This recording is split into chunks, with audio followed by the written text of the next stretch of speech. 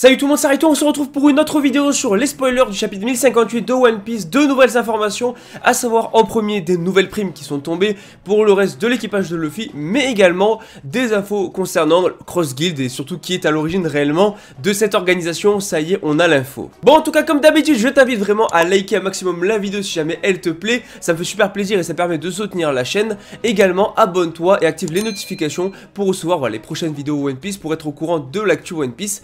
Et n'hésite pas bien sûr à me dire en commentaire ton avis sur les spoilers, c'est hyper important parce qu'il y a des trucs assez cool et qui font débat au sein de la communauté. Bon, la première chose dont on va parler, vous inquiétez pas, les primes ça va arriver juste après, mais c'est par rapport à Cross Guild. On apprend que celui qui est à l'origine de sa création, ce n'est effectivement pas Baggy, mais c'est bien Crocodile, oui, qui a créé l'organisation, et il a envoyé une invitation à Mihawk qui du coup a accepté. Et comme au milieu de tout ça, il y avait le visage de Baggy et que Baggy fait fureur, voilà, Baggy donc qui a quand même des relations particulières, hein, parce que le fait qu'il était dans l'équipage de Roger, que c'est le rival de Shanks, qu'il ait parlé normalement avec Shanks, normalement avec Barbe Blanche, etc., durant Marineford et tout, plus le fait qu'il avait son visage au milieu, qu'il était anciennement chez Shichibukai, ça a fait que la marine a rien compris du tout, et ils ont mis Baggy en empereur, alors qu'en fait, celui qui est à l'origine de tout ça, c'est Crocodile. Mais je pense pas que ça pose problème à Crocodile, puisque Crocodile aime bien agir dans l'ombre, et je pense pas qu'il ait forcément envie d'être sous la lumière des projecteurs, donc finalement, c'est possible que ça arrange Crocodile, on verra,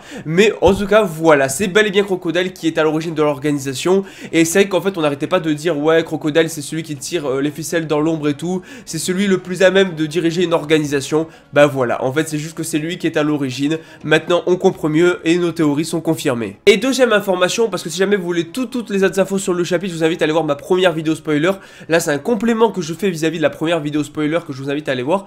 On a donc du coup les primes de tous les membres de l'équipage maintenant, en commençant par du coup, on va commencer par aussi bien sûr les anciens Shichibukai, je vais rappeler, avec Mihawk qui a une prime de 3,590 milliards, soit une prime supérieure à Luffy, Kid et Law, donc énorme prime, prime digne d'un Yonko, hein, voilà, faut le mentionner. Maintenant, il faut savoir que c'était un chasseur de marine à l'époque. Il reprend son titre, donc à voir du coup. Mais voilà, ceux qui sous-estimaient Mihawk, voilà, ne le sous-estimez pas trop non plus. Ensuite, Baggy, 3,189 millions.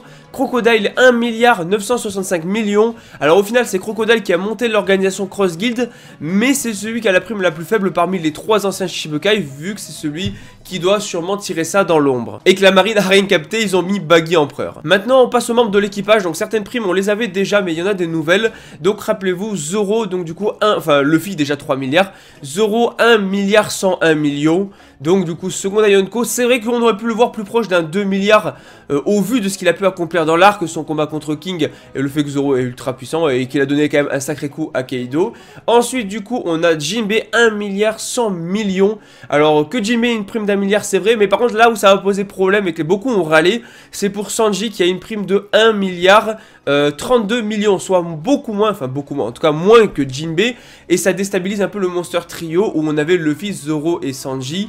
D'un autre côté, c'est vrai que faut voir ce qu'a vu la marine aussi, parce que forcément les primes sont attribuées en fonction de ce qu'a pu voir la marine durant Wano. La marine n'a pas forcément vu tout ce qui se passait à Wano non plus, mais c'est vrai que l'écart entre Zoro et Sanji ne fait que se creuser au final. Et est-ce que c'est une bonne chose? Je ne sais pas. Franchement, c'est vrai qu'on aurait pu mettre Sanji au-dessus de Jinbei et Jinbei 3ème pour pas déstabiliser le Monster Trio, c'est pas faux. Mais ça on le savait. Et du coup maintenant on va passer à la suite avec de nouvelles primes qu'on n'avait pas du tout, avec Robin qui aurait 930 millions proche du milliard, mais sinon on a Usopp à 500 millions. Usopp a pas fait grand chose dans l'arc. Il est passé à 500 millions, mais on peut pas dire que Usopp ait eu un grand rôle dans l'arc, mais pourquoi pas. T'imagines Usopp qui est pas spécialement fort ou quoi que ce soit, qui se retrouve avec une prime de 500 millions, un demi-milliard pour Usopp, c'est une dinguerie. Mais c'est pas tout, Franky a une prime de 394 millions. Alors là, Franky c'est pareil, il n'a pas fait grand chose dans l'arc, on va pas se mentir. Donc de là, est-ce qu'il a une prime aussi haute, je ne sais pas. Et en plus, Brook a une prime de 383 millions. Moi, j'aurais clairement mis Brook devant Franky en termes de prime. Je sais pas vous, mais moi, je le mets au-dessus. Après, personne n'a vu ce qu'il a fait face à Big Mom et tout, alors que Whole Cake, et c'est vrai que ce soit Franky ou Brook, c'est pas ceux qui ont eu le plus de rôle et de combat au final dans l'arc. Et attention, Attention, Nami avec 366 millions, c'est un truc de fou. Nami est loin d'être super fort, tu vois, mais 366 millions de berries pour Nami. Et Chopper qui est à 1000 berries, beaucoup trop sous-coté.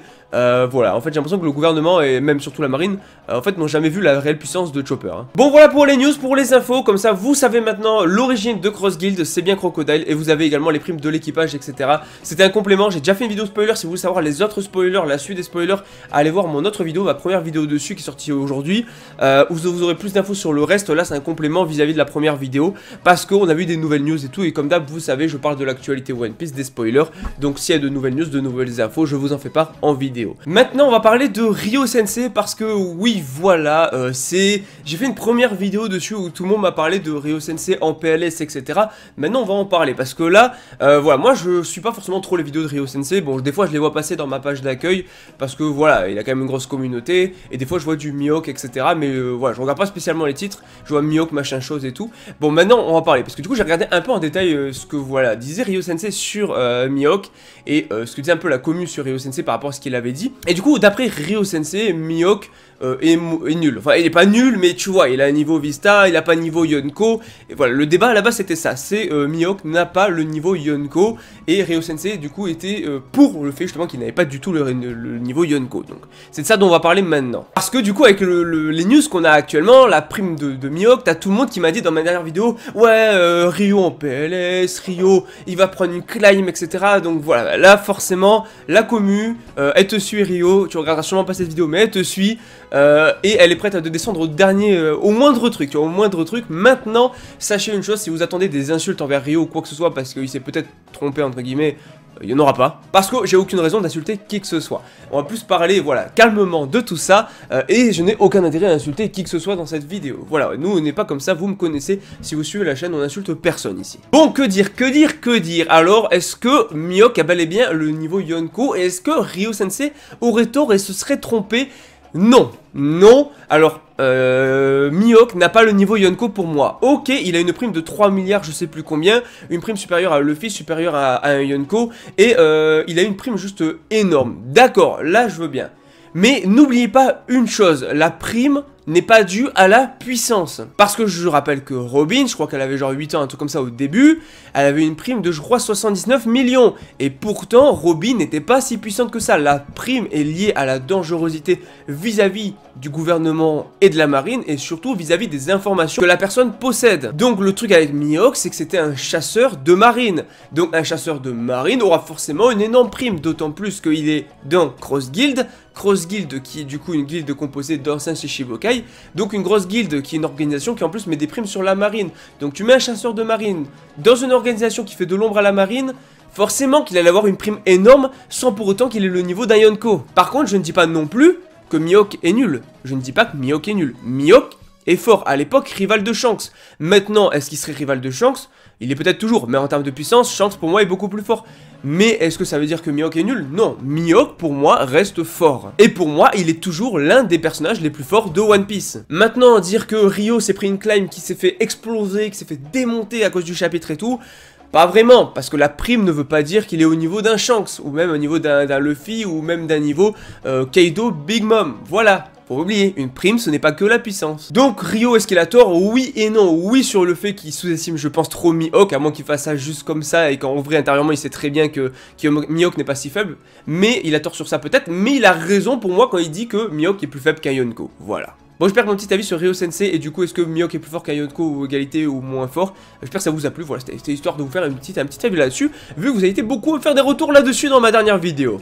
En tout cas, n'hésitez pas à liker la vidéo si jamais elle vous plaît, bien sûr, abonnez-vous si vous aimez One Piece, vous le savez, sur la chaîne on kiffe One Piece, on en parle chaque semaine, spoiler, review le vendredi, donc du coup, review analyse, etc., etc., on parle de One Piece, que One Piece c'est incroyable, donc activez bien les notifications pour suivre les prochaines vidéos, bien évidemment, et n'hésitez pas également à me suivre sur les réseaux, vous avez tous les liens en description, Twitch, Twitter, TikTok, Insta, etc. Parce que je suis hyper actif et bientôt les lives Twitch et il y aura du One Piece. Donc bah allez vous abonner, voilà. En tout cas, dites-moi en commentaire votre avis sur ces primes là. Satisfait ou pas, je ne sais pas, dites-moi. Et bien sûr, mettez une petite note sur 10, voilà. Et on se retrouve très bientôt, soit pour de nouvelles vidéos sur les spoilers, soit tout simplement pour un prochain chapitre de One Piece qui sort normalement vendredi. Il y a une pause la semaine prochaine d'ailleurs. Allez, ciao tout le monde.